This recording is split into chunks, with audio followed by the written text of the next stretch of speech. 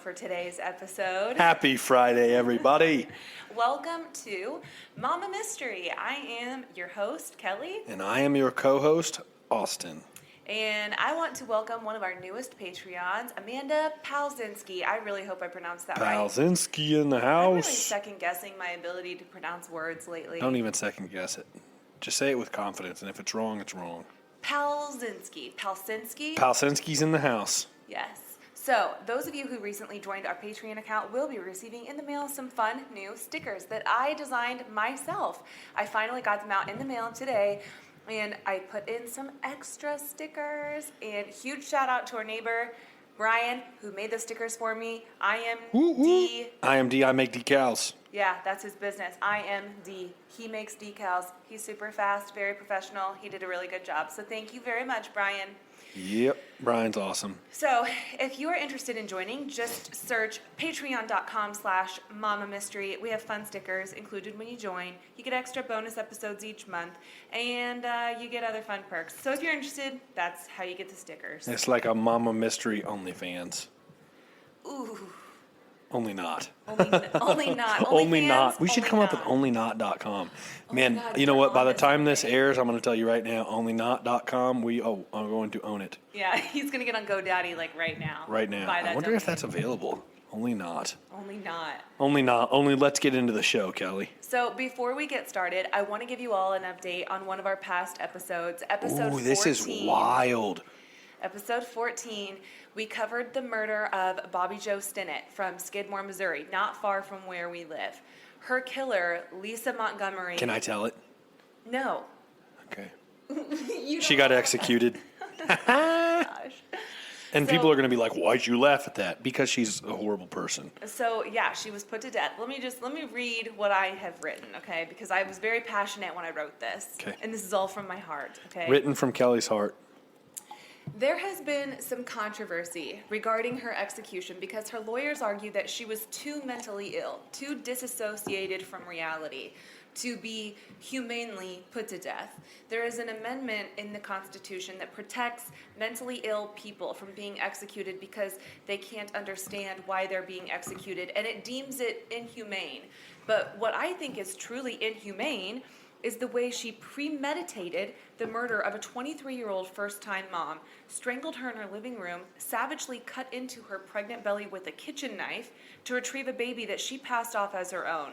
And I get really pissed off when I hear about the, quote, humane ways in which we deal with such inhumane criminals. And I've seen celebrities advocate for Lisa with hashtags like #SaveLisa, and it boils my blood. The attention was taken off Bobby Jo and her family, and instead the sympathy was redirected to this monster, and it makes no sense to me. Lisa Montgomery is exactly where she deserves to be.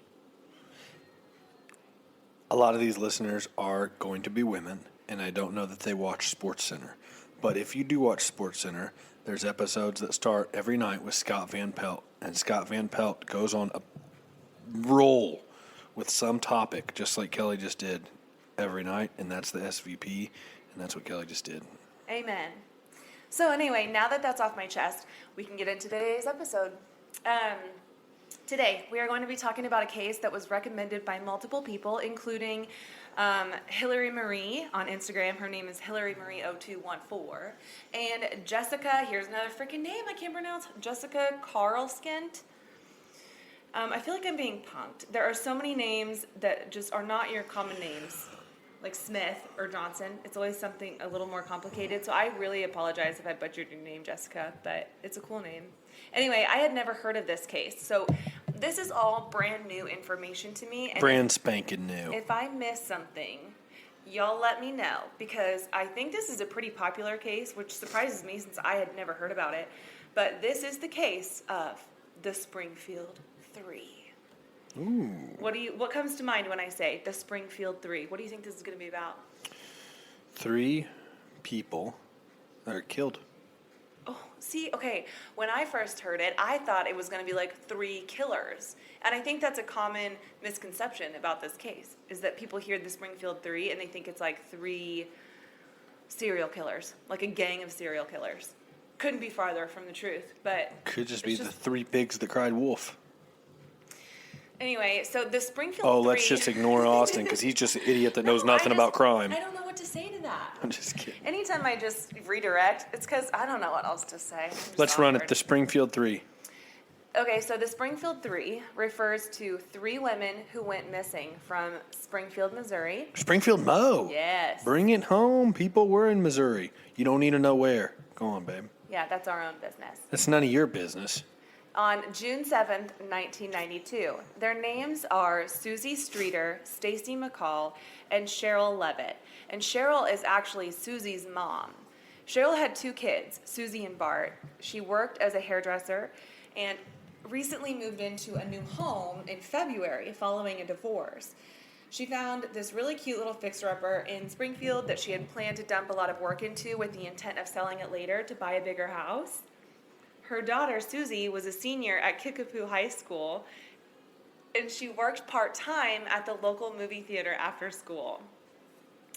In May of 1992, Susie was spending a lot of time with one of her childhood friends named Stacy McCall.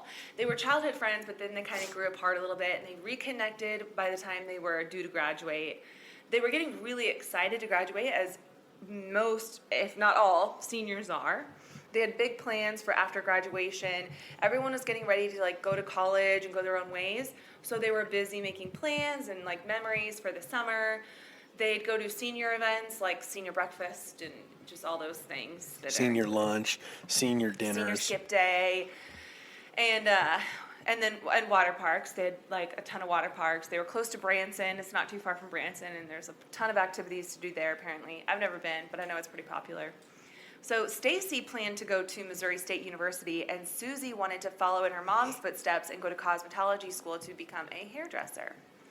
So on the night of June 6th, 1992, the girls' high school is holding an event called a dry lock-in right after high school graduation. So they graduated that day, and then that night they were going to celebrate by getting locked in at the school. Each student attending this event had to sign a pledge not to drink, and then they would stay locked in the school, and they'd spend the night there, and they had activities for them to do, but nobody is allowed to leave until the next morning. I have never participated in any lock-ins. I've heard of them. I've heard of them too. Yeah. Yeah, and I remember them doing them back in school, but I mean, it was After prom, 12-year-olds did it. Well, I've heard of after prom dry lock-ins and stuff. Really? To try to sway students from going out getting drunk. Yeah, and that totally makes sense. Yeah. When I had heard of it, it was 12-year-olds were doing it. Yeah, no, I've heard of after And prom. I'm not saying that to be rude. It was middle school. Yeah, I get it. Yeah. Anyway, Susie and Stacy decided not to participate in this lock-in. Instead, they made plans to attend some other parties, wet parties, not dry. Too cool for school. Yes, with their friend Janelle. And then the next day, they were going to make their way to Branson, which was about 30 minutes away. So they were going to sleep in a motel that night and then go to Whitewater Water Park the next day, which would be their first day of summer. So Stacy's mom, Janice, was opposed to these plans. So she was really relieved to hear that the girls actually ended up changing their minds. They decided, since it was getting late, that they would just go to the water park the next day and just nix the plans to stay at a hotel. So, their plans kind of keep changing throughout the night, if you haven't caught on to that. Right. It gets a little confusing. So that night, Susie's mom, Cheryl, was at home refurbishing some furniture. And they thought about staying at Janelle's house, but there were a ton of relatives in from out of town who came to celebrate the graduation. So anyway, it's about 2 a.m., and Stacy and Susie are trying to figure out where they're going to sleep when they finally decide to just go back to Susie's house. Janelle told them, you can sleep on the floor at my place, it's fine, but they declined. I don't blame them. I wouldn't want to sleep on the floor either. Susie said she apparently had a king-size bed, so they were going to just sleep there. Makes sense. Janelle ended up staying home at her own house, and then Susie and Stacy went to Susie's. I feel like I'm reading a riddle.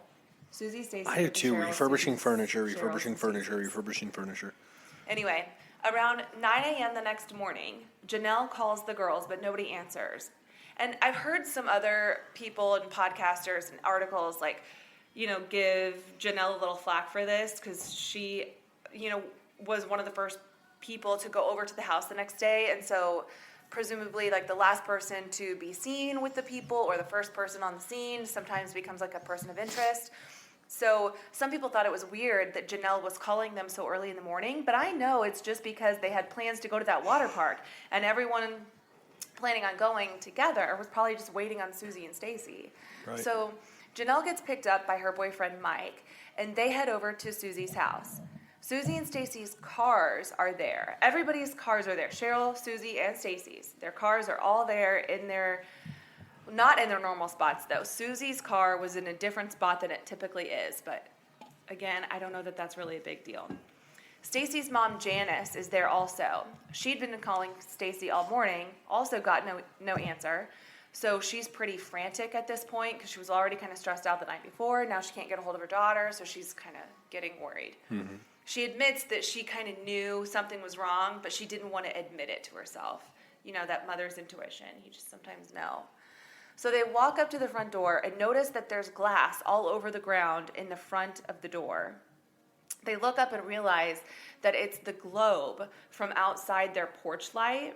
The light bulb itself is still intact, but the globe around it was shattered, and it's all on the ground. They knock on the door, but nobody is answering, so they assume that the girls are just still asleep. They were up super late the night before, till at least, they didn't get home till like 2:15, 2:30 a.m. Mm-hmm.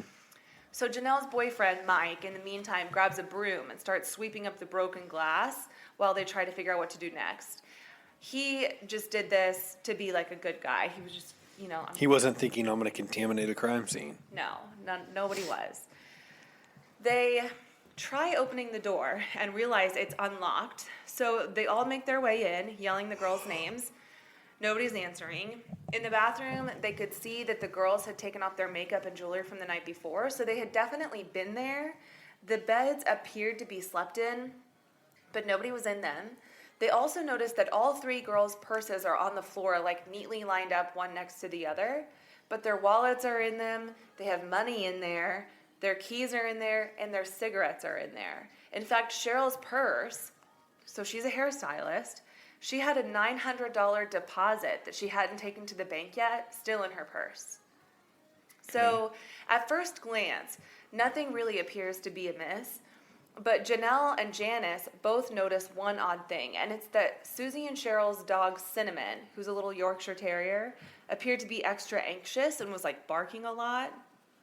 And terriers are just kind of wound up dogs anyway. But dogs, I think dogs do have a sense. A lot of dogs have a sense. Right. So I take that with a grain of salt because I do think dogs can sense things. Right. And the lined up purses is strange. And especially... And I don't even know what's going to happen except that 3 people are missing. But the lined up purses is strange. Yeah. And there's money left in it. And the dog is acting kind of hyper and weird and anxious. Like, Janelle I'd be watching that, my back as I'm walking through the house. Oh, for sure. That's like what's going through my head right now. Yeah. But anyway, the dog is upset. I mean, you can take that however you want. But they also noticed that both Cheryl and Susie left their cigarettes and lighters, which were things that they never left without. Cheryl's son, Bart, says that Cheryl wouldn't leave a room without a cigarette in hand, let alone the house. So they really found that one piece to be very odd. As they're looking around the house for some sort of clue as to where the girls might be, the phone rings. Janelle picks up the phone, hoping that it's someone who can help locate the girls, if not the girls themselves, but it's not. Rather, it's a man who starts making these lewd sexual innuendos over the phone. She doesn't know who it is. It's just some guy. But Janelle is understandably disturbed by this, so she hangs up the phone. Wait, hold on. Mm-hmm. Like, do you have examples of what he said? I don't. And I tried to find articles or a video or something of what it was that he said. All I could find were that they were lewd comments. Like, what do you do? Just pick up the phone and you just start saying sexual stuff to somebody? I don't understand. Do not know. I mean, maybe I Is really this don't hearsay? know. No, like, is this? This is coming from Janelle and Janice. I watched interviews with both of them. But it's hearsay. It's what they say happened. Yeah, it's what they say happened. Okay. I just what the hell would you even say? I tried to get Call somebody and just say, suck my dick. Oh my God, Kelly. Why don't you beep that out on the podcast? My God. I mean, seriously, though, what? I don't know. That's the only thing I can think of. But I'm also not a criminal or a weirdo. I mean, it might be weird, but... Yeah. So anyway, Now, let's get past that. Janelle is understandably disturbed by this, so she hangs up the phone, and he immediately calls back, saying the same stuff. So, but this time the answering machine picks it up. But when someone there went to listen to the message, they accidentally deleted it. So this is 1992. So when we say deleted, it doesn't just go to like a deleted folder. It is completely erased Gone. for good. Gone. Is gone. So in the meantime, the friends start picking things up around the house. They're washing dishes. They even repair this window screen that was a little bent out of shape. They were just trying to be helpful, but obviously the moment I heard this, I just did like a face palm. They were just trying to be helpful, and I get that, but it's very reminiscent of JonBenet Ramsey's case when their friends are over and they're like tidying up while everyone waits for this kidnapped JonBenet to return, only to find out later that the house is a crime scene and they've just totally contaminated it. Guys, let me just make this clear. If you ever come across something odd or amiss, don't touch anything. Just back off. Don't move anything. Don't touch anything. Just leave that for the cops. Unless someone is like actively needing CPR, don't touch a single thing, because not only may you leave fingerprints that could inadvertently tie you to a crime, but you could also ruin evidence that may lead to potential suspects. So just use your head. Amen to that. So finally, the police get called, and they get everyone out of the house because they immediately suspect foul play, since there's not just one person gone, there's 3 women missing.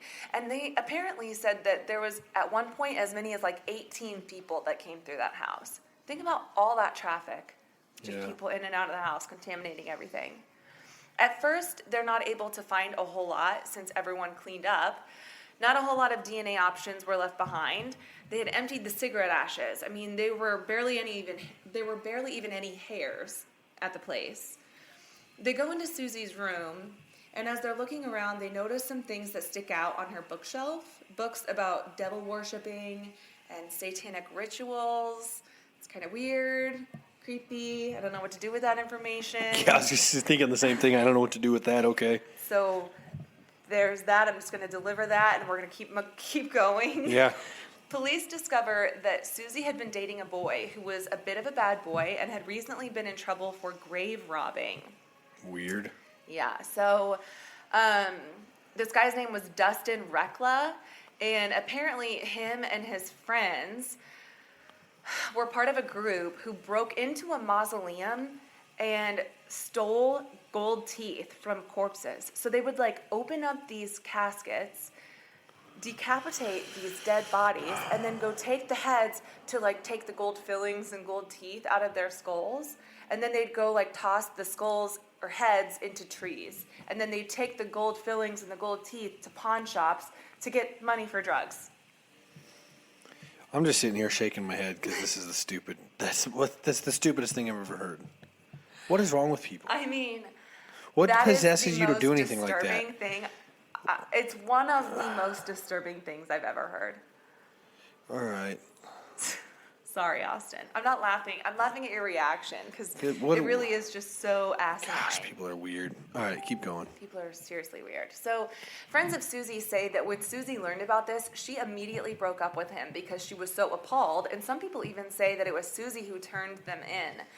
This boy's trial was set to happen or start in a few months, and Susie was supposedly supposed to testify at this trial. So this caught the cops' attention because it could offer a motive as to why someone would take Susie Kind of interesting, yeah. and whoever she happened to be with at the time, because those would be witnesses. But the thing is, there was no DNA at the house that linked literally anyone to the girl's disappearance. So that there is just a theory. Weeks pass and nobody has heard from the girls. Finally, someone calls the police saying that she Wait. saw... Nobody called the police? No, they did. Oh, Remember? okay. I thought you were saying finally someone called the police 3 weeks later. Okay. Oh, yeah, saying, no, yeah. Okay. Yeah, I was in the middle of a sentence, but that will make it make sense. So finally, someone calls the police saying that she saw someone who looked like Susie driving a mint green van. It was like an older style van that kind of reminds me of the Scooby-Doo van. The front is kind of flat, has those like big circular headlights, and there were no windows except the windows in the very front. Like a utility van. Yeah, kinda. And this person swears that she saw Susie driving it and that Susie appeared to be scared. She even adds that she could hear a man yelling at the driver from the back of the van. So they put out an alert about this van, hoping that it might garner some tips, but nothing ended up coming of it. Interesting again. Then another tip comes in all the way from Florida that led police to Robert Craig Cox. And that is the main suspect in this whole story. Okay. Anyone who has heard this story knows about this guy. Robert was convicted and sentenced to death for the murder of a 19-year-old woman in Florida named Sharon Zellers. But that conviction was later overturned because there was apparently not enough evidence to say that he was involved. But what happened was Robert was in Florida on vacation with his family. One night, Robert was out and about while his family was at the hotel. And when he returned to the hotel room, he was bleeding profusely from his mouth. And there was blood all over his mouth and his shirt. So the mom sees this. She starts freaking out. So she takes him to the emergency room. And he says he was at a local skate park or like a skate rink. And that he got into a fight with a big black guy. And that when the guy punched him in the face, he bit his tongue. But the surgical tech working on his tongue said that the arch of the bite was actually in the opposite direction, indicating that someone else had to have bit his tongue. Orange County deputies went to the skating rink and spoke with security guards there who said that no such fight ever occurred that night. Robert said he had gotten a ride back to the hotel that night from a Good Samaritan after he got lost, but that person was never found. Like they never figured out who that Good Samaritan was. And 6 days later, the body of Sharon Zellers was found only 100 yards from the hotel in which Robert was staying. She was found badly beaten and stuffed into a manhole at a pumping station. Her car was found nearby in an orange grove, and it had blood in it that did not belong to Sharon. 3 hairs were also found in her car.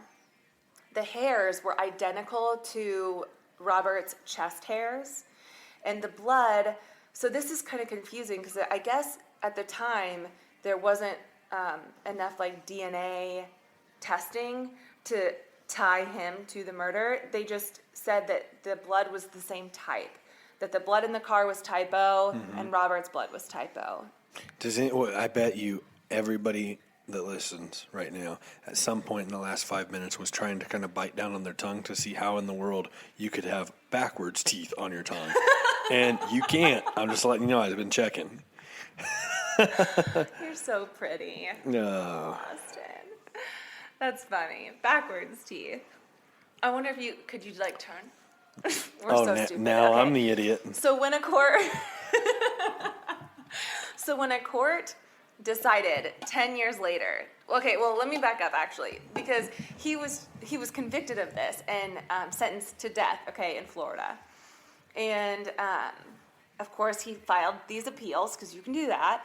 The appeals went all the way to the Supreme Court, and they decided 10 years after the crime was committed, 10 years after he was convicted, they decided to acquit him of all those charges. This is unheard of, okay?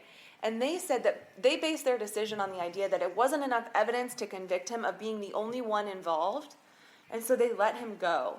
He was able to walk free. And the justice system fails again.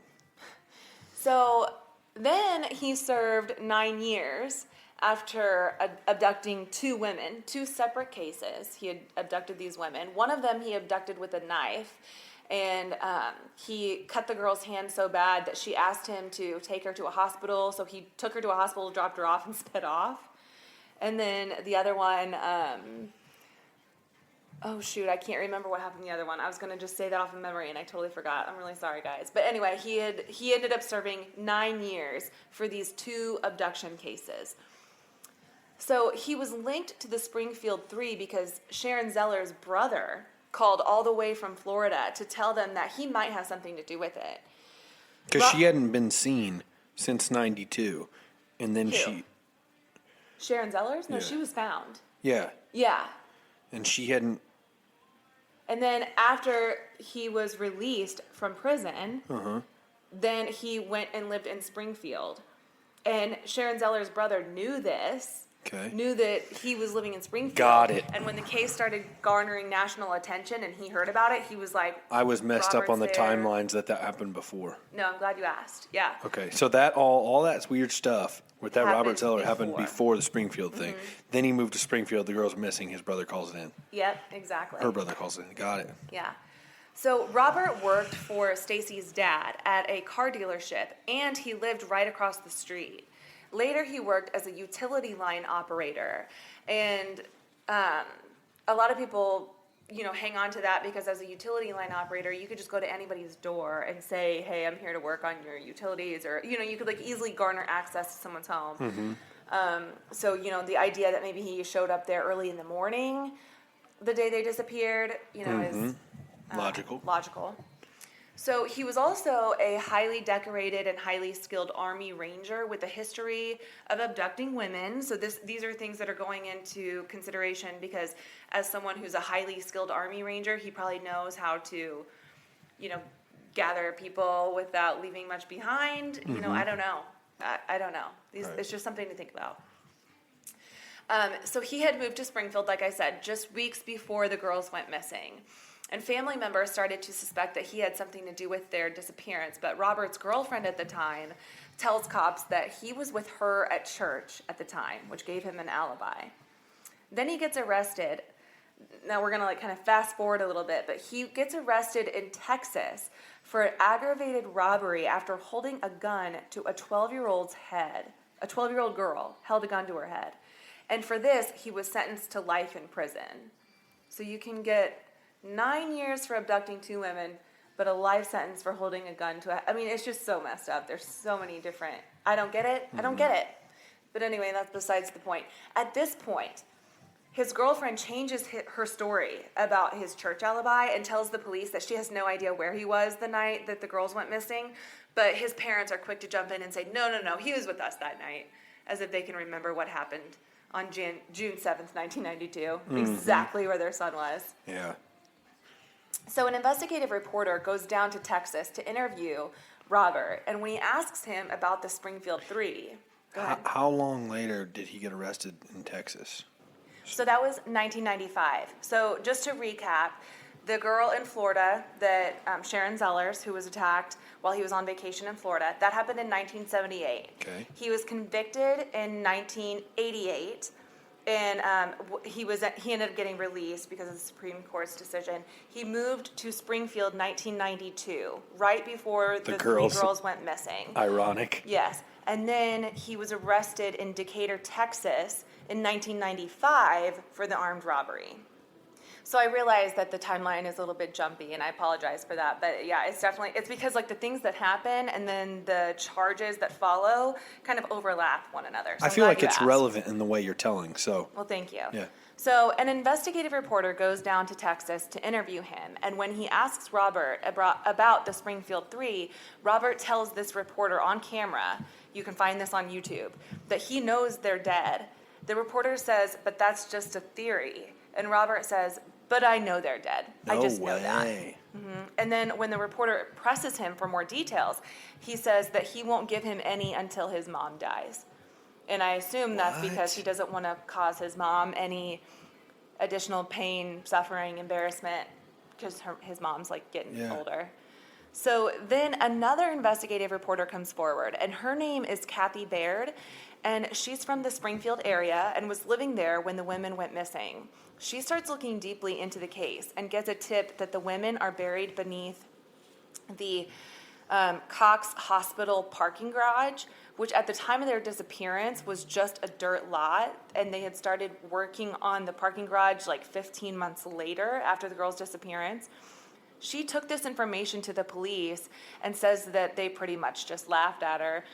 And so she finds this guy who has a piece of equipment with high-tech ground-penetrating radar capable of detecting old graves and burial sites. Weird. I know. What a random piece of equipment. Yeah, I guess he used this to help detect where bodies were during 9/11. Wow, that's crazy. So she brings him to the parking garage, and he detects 3 areas that indicate a possible gravesite and tells Kathy that that's exactly what he sees when he comes upon old burial grounds. This parking garage, like I said, went up the year after the girls went missing, so it's not far-fetched that the girls could have been buried there and that and then the parking garage went up. However, a lot of investigators and many people who work in concrete doubt this theory, because you often have to do some excavating when you begin a parking garage project. And this was not an underground parking garage. It's all above ground. So I guess it's not impossible, but it just seems unlikely. They would have like, had footings and a foundation, but they wouldn't have had to go super deep to do that stuff. I mean, I don't know, because I don't know how that all works, but I mean, it does seem unlikely to me, though, that the killer would be able to dig deep enough so that they wouldn't be so that the bodies would be undisturbed when the parking garage was started. But anyway, it's just a theory. But Kathy does this interview with Crime Watch Daily, which is also on YouTube. And when she's asked what she thinks happens to the girls, she says that she thinks someone came after Susie and or Cheryl, and that Stacy was just collateral damage. When she asked what the motive would be for someone to go after Susie or Cheryl, she says that she won't answer that. And this is off-putting to the interview and even the producer. And at one point, the producer steps in and expresses his frustration that she won't answer and that she's kind of speaking in code. And Kathy gets pretty defensive and says, sorry, you don't understand, but I live here and I'm afraid for my safety. You have to think, this is a small town and it's in Missouri. I mean, every state has their weirdos. I'm not saying it, that Missouri's just crazy all over. But she's from a small town. I'm sure a lot of people talk. The rumor mill is probably crazy. But she tells the interview that she's been approached and she's been boxed in when she was in her car. She's been approached and threatened by random people in the past for being Kathy Baird, the one who's been investigating the Springfield Three. And she says that she's been told by these people who have confronted her that they work for people who make others disappear. So take that however you want. You can take it seriously. You can say maybe she's... We're going to start having a bell we ring for this is just information. Ding. All right, well, moving on. This is just information. So to this day, the Springfield Three are still missing, and their case is still open. So is Robert... He is serving life for that aggravated robbery. Okay. And he is still a person of interest, main suspect. I'm not sure. He's how still can he say they're dead, and I'm not going to tell you how, but nothing happens to him for Austin, my questions exactly. I think that's what everybody's questions are. I feel like there's a big missing piece that's not being told, but I trust you that there's not. No, I mean, I understand. dug, I looked, I watched interviews. I'm joking. I say it tongue in cheek, but it's it's like there's this big part of the story just missing. You know, it's unconscionable that someone can say those things, which sound a lot to me like a half-assed I'm involved confession. Yeah, seriously. I know something you don't know. And I'm not going to tell you. And because you choose not to say more than that, you can be essentially let free. He's not free because he's in prison, but he's not going to be convicted or charged with any crimes because there's no physical evidence. There's no bodies. There's no DNA. There's no nothing. There's just his words. It's weird. And even his words aren't really a full confession. So I guess with that, he just keeps them right at bay. He just keeps investigators right at bay. That's weird. So, yeah, Susie and Cheryl have been legally declared dead, but Stacy McCall's mom, Janice, refuses to do the same until she knows for a fact and has Stacy's body. So when somebody's missing, they can declare them dead? If they've been gone for, I think it's 5 years, they can be legally declared dead. That's pretty crazy. Yeah, because if somebody disappears, but they have loose ends that need to be tied up that require a death certificate, then they can be declared dead legally. Man, that's really weird. Yeah. Makes you think are there people out there being sex trafficked or something that have been missing for 10 years and but declared dead. Yeah, that's a really good. It's sad and creepy and